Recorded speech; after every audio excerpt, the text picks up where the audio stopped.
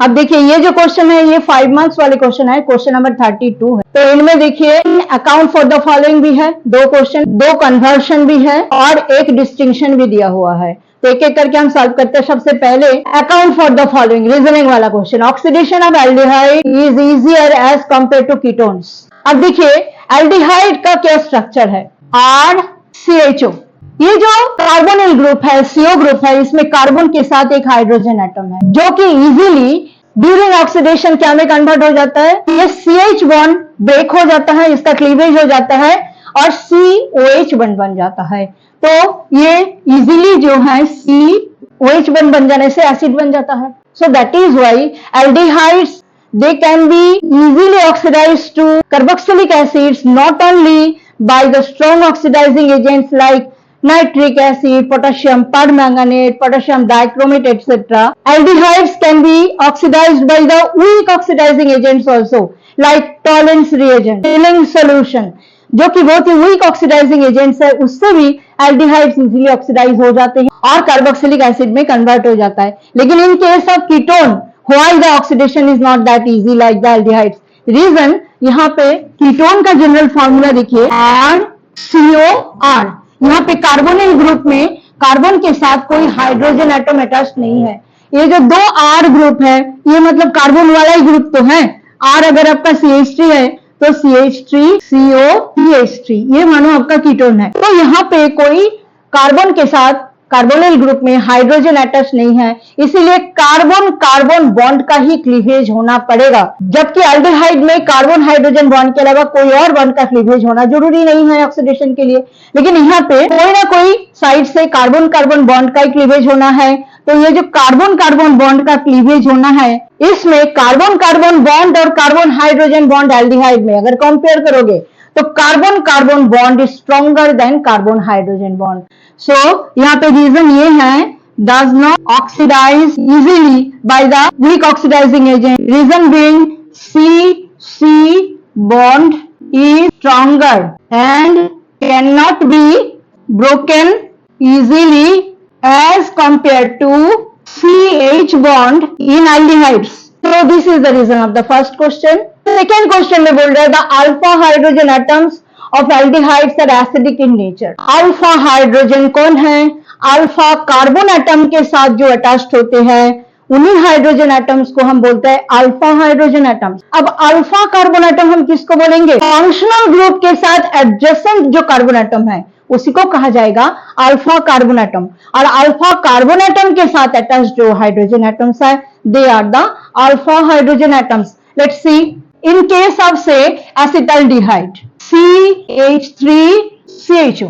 तो ये जो CHO फंक्शनल ग्रुप है इसके साथ एडजेसेंट ये जो कार्बन एटम है this is the alpha carbon atom and these hydrogen atoms these are the alpha hydrogen atoms. Now alpha hydrogen atoms acidic क्यों है? एसिडिक मतलब क्या होगा? H+ निकल जाएगा। आपको पता है एसिड्स क्या है? Acids are the proton donors, तो H+ वो निकल सकते हैं। तभी एल्डिहाइड्स में अल्फा हाइड्रोजन एटम्स को एसिडिक कहा जाता है। तो जैसे कि कोई अल्काली आ जाता है, जैसे कि आपको पता है एल्डोल कंडेंसेशन रिएक्शंस एल्डिहाइड्स के जो है उसमें इन प्रेजेंस ऑफ अल्काली सबसे पहले 1 molecule of aldehyde loses 1 alpha hydrogen atom because it is acidic in nature. ये सपोज सिचुएशन है, ये आपका एल्डिहाइड है CH3CHO और ये बेस से क्या आएगा? वो OH- आयन आएगा। देखिए ये जो CO ग्रुप है, CO ग्रुप में ऑक्सीजन ज्यादा इलेक्ट्रोनेगेटिव है जिसकी वजह से ऑक्सीजन क्या करते हैं? पाई बॉन्ड के इलेक्ट्रॉन्स को अपने पास खींच लेते हैं। तो कार्बन के ऊपर आ जाता है प्लस चार्ज। जैसे ही कार्बन के ऊपर प्लस चार्ज आ जाता है, कार्बन क्या करते हैं? ये जो एडजेसेंट कार्बन कार्बन बॉन्ड है इससे ये इलेक्ट्रॉन्स खींचते हैं। अगर इससे इलेक्ट्रॉन खींचेगा, ये बॉन्ड के इलेक्ट्रॉन्स अगर वो खींचेगा तो ये जो कार्बन एटम हाइड्रोजन के साथ बॉन्डेड है, कोई भी एक हाइड्रोजन एटम के साथ उसका बॉन्ड का इलेक्ट्रॉन ये कार्बन भी खींचेगा। खींचने से क्या होगा? ये जो कार्बन हाइड्रोजन बॉन्ड है सपोज ये वीक हो जाएगा और वीक हो जाने से ये इजीली क्या हो जाएगा? ब्रेक भी हो जाएगा। और ब्रेक होने से हाइड्रोजन H+ निकल जाएगा।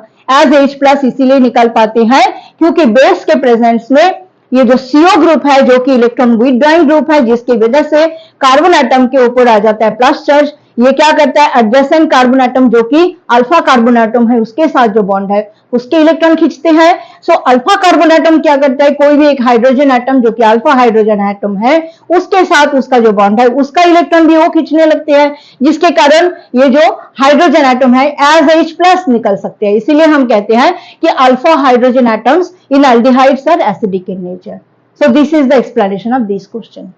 अब हम आंसर करेंगे नंबर 2 पार्ट का, जहां पर आपको प्रोडक्ट्स को लिखने के लिए बोला गया है। यह है आपका एसिटोफिनोल, इसको ट्रीट किया जा रहा है सोडियम हाइड्रोक्साइड और आयोडीन के साथ, तो होगा हाइलोफॉर्म रिएक्शन, मतलब यहाँ पे आयोडोफॉर्म बनेगा। आयोडोफॉर्म फॉर्मेशन के लिए ये जो कीटोन्स है, अगर कीटोन में CH3CO ग्रुप है जिनको कहा जाता है मिथाइल कीटोन, मिथाइल कीटोन मतलब CH3CO ग्रुप होगा, then it will undergo iodoform reaction, मतलब हाइलोफॉर्म रिएक्शन देगा। तो इसमें होता क्या है, ये जो हाइड्रोजन एटम्स है यहाँ पे जो कि अल्फा हाइड्रोजन एटम्स है, पहले इसका होगा हेलोजिनेशन, हेलोजिनेशन होकर के तीनों हाइड्रोजन एटम आयोडीन एटम से रिप्लेस हो जाएगा और ये CH3 क्या बन जाएगा, CI3 बन जाएगा। CI3 बनने के बाद क्या होगा, यहाँ पे क्या होगा, ये वाला C और ये वाला C जो है इनके बीच में हो जाएगा क्लीवेज। क्लीवेज हो जाने के बाद ये जो हाइड्रोजन एटम सोडियम हाइड्रोक्साइड से है वो यहाँ पे आ जाएगा, तो CI3 पहले ही था, अब H आ गया, CHI3 हो जाएगा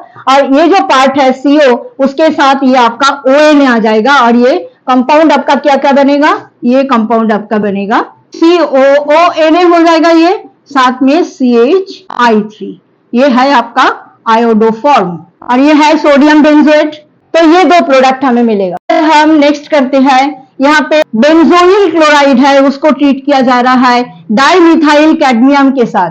ये जो रिएक्शन है ये कीटोन प्रिपरेशन का रिएक्शन है, इसमें कीटोन बनते हैं। सो रिएक्शन ये होगा, यहाँ पे इसमें एक प्रोडक्ट आपको दे दिया गया है कैडमियम क्लोराइड, दूसरा आपको लिखना है, तो प्लस CdCl2 एक प्रोडक्ट आपका है और दूसरा हो जाएगा आपका एसिटोफिनोल COCH3 बन जाएगा। यहाँ पे CdCl2 है इसीलिए आपको इसको 2 करना पड़ेगा, तो ये भी 2 हो जाएगा।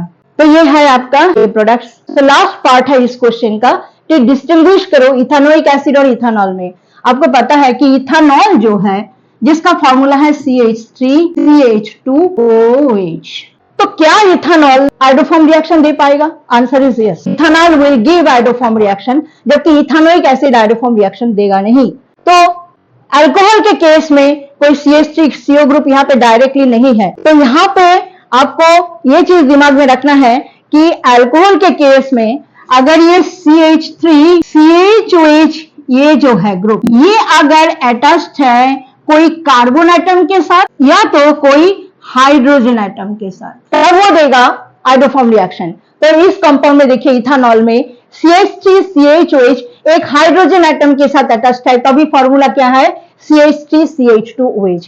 तो फर्स्ट ऑफ ऑल ये किस तरह से देता है iodoform reaction, because iodoform reaction के लिए CH3CO ग्रुप का आना जरूरी है, बिना CH3CO ग्रुप के आयोडोफॉर्म बन नहीं सकता। इसीलिए फर्स्ट ऑफ ऑल हैलोजन मतलब आयोडीन इसको क्या करते हैं, ऑक्सीडाइज कर देते हैं। तो आयोडोफॉर्म रिएक्शन मतलब हैलोफॉर्म रिएक्शन में 3 स्टेप है, एक तो ऑक्सीडेशन, उसके बाद हैलोजिनेशन, उसके बाद क्लीवेज। तो यहाँ पे ये जो कंपाउंड हमने देखा था यहाँ पे ऑक्सीडेशन का जरूरी नहीं था, बिना ऑक्सीडेशन के ही यहाँ पे COCH3 ग्रुप था, मतलब मिथाइल कीटोन ग्रुप था यहाँ पे।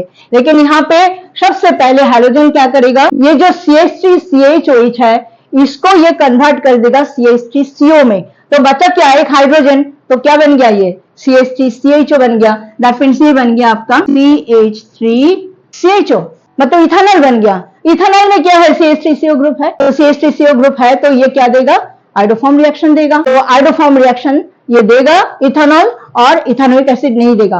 ऑन द अदर हैंड अगर इथेनोइक एसिड की तरफ से आप क्वेश्चन का आंसर देना चाहते हो वो भी दे सकते हो। Ethanoic acid being an acid it reacts with sodium bicarbonate. Sodium bicarbonate test एक लैब में हम करते हैं जब हम डिस्टिंक्शन करते हैं ऑर्गेनिक कंपाउंड्स में।